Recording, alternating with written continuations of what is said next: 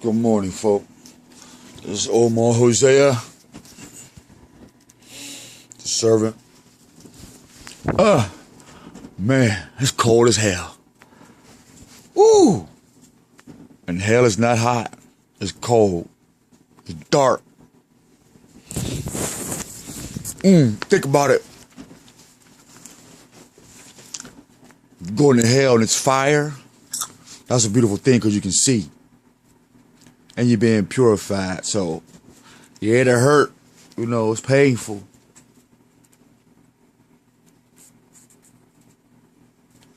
But you can pretty much see there.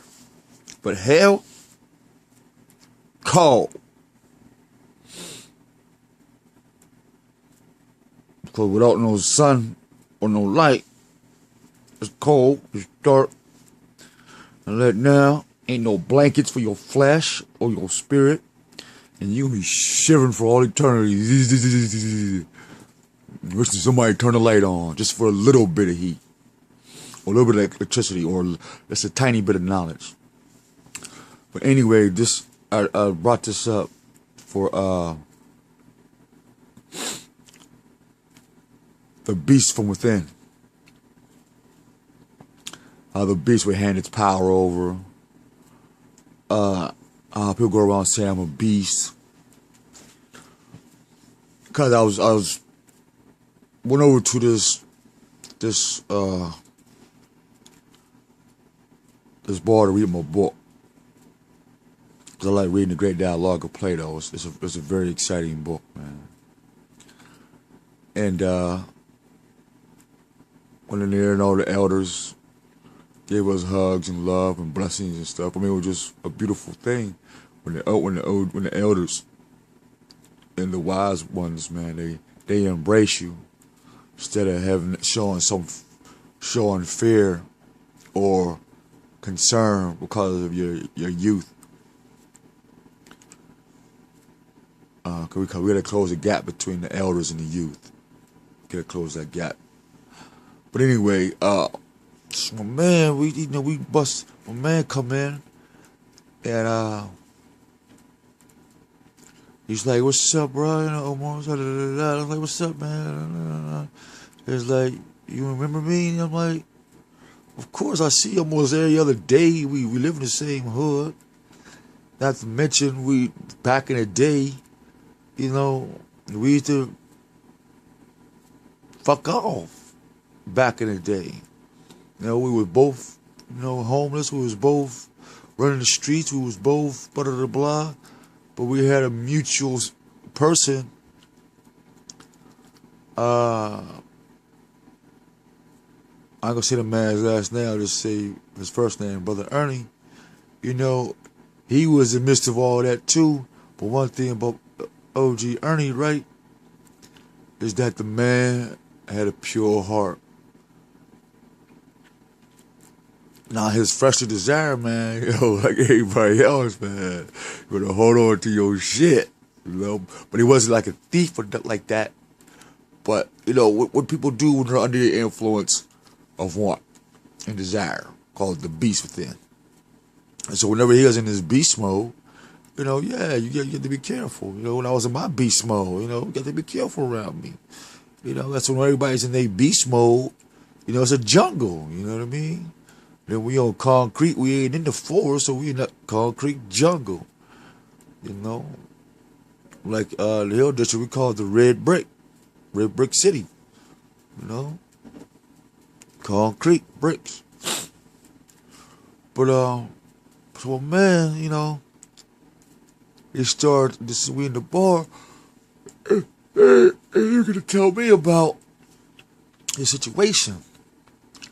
But the only thing I could hear was him saying, "Fuck the world, fuck this and fuck that," and what he ain't gonna do. And we're sitting here trying to find out, does he realize that the vibration of fuck this and fuck that is why he in that position? You know? And by the grace of the Most High, I was looking at me. I wasn't looking at him or, saying anything per se to judge it and make me feel good or bad. I was really judging myself, because I'm like, what areas of my life am I still beastly in? You know what I mean? And I need some light shined on it. And so he helped me with that, because he was still saying fuck this and that, and how he wasn't going to go home for a stay for the people to do his house arrest. And he was, boasting about how he told him what he ain't gonna do. And then, but in the midst of the reality that he knew that he could lose his freedom and go back to the penitentiary, he still rode on the mind state. The mind.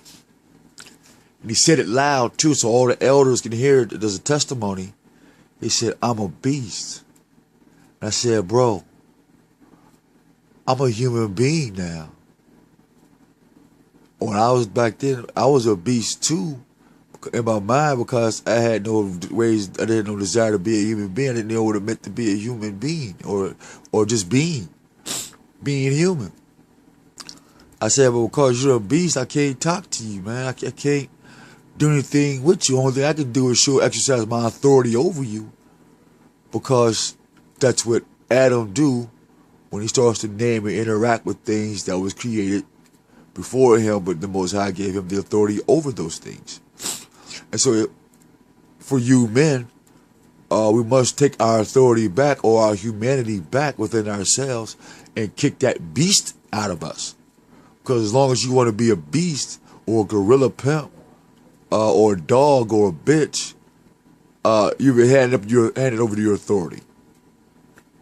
Just in vibration, just in natural universal language. And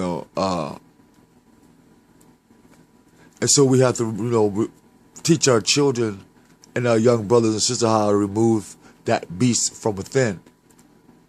Because that's why we call each other niggas, bitches, and dogs. These beastly names and stuff. Like the real word for donkey, somebody will use the word jackass.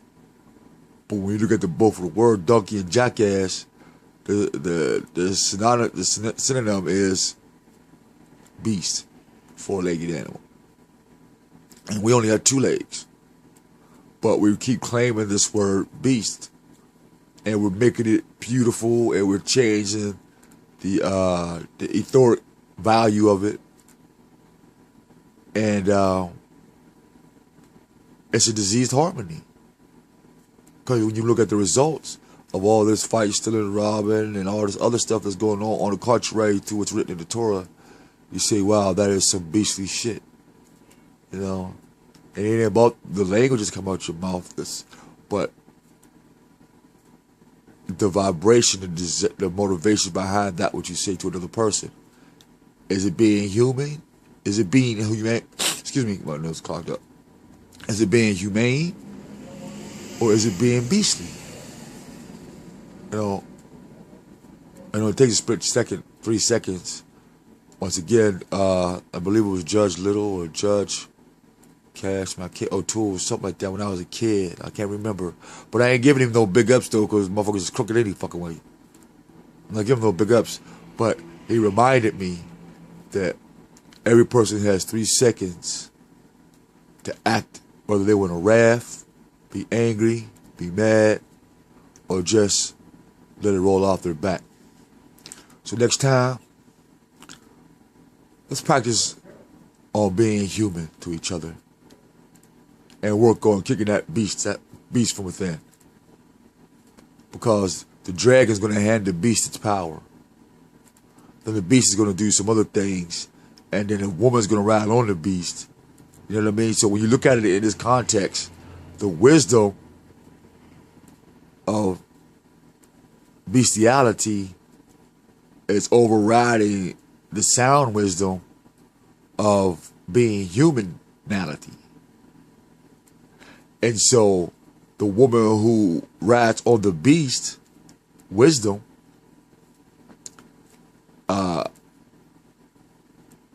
she drives that beast wherever she wants to. And if a woman has more wisdom than you or more authority than you, while you're in your beast mode, then you're easily being misled like a fish with a hook in its mouth, or an ox with a hook in its nose, or a pig tied to a fence. You have nowhere to go. So until next time, brothers and sisters, more power. We get the sign out. I love this thing. More power. And a wonderful day. Peace.